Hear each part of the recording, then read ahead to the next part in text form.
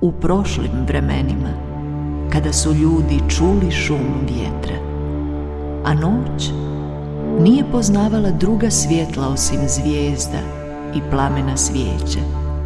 Svaki šum ili glas koji bi iz noći doletio na povjetarcu imao je značenje i svoga vlasnika.